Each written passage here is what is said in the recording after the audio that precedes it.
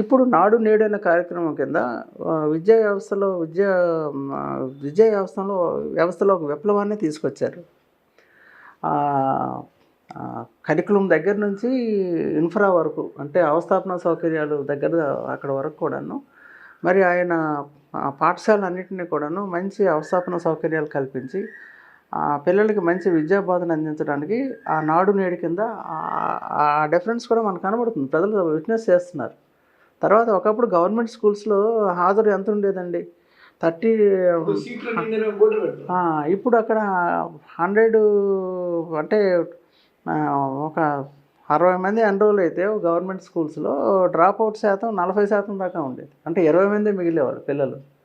ఇప్పుడేంటి, government స్కూల్స్లోని government కాలేజెస్లో, పర్టికులర్గా గవర్నమెంట్ స్కూల్స్లో కానీ మనం చూస్తే అక్కడ సీట్లు మొత్తం ఫిల్అప్ అయిపోతున్నాయి.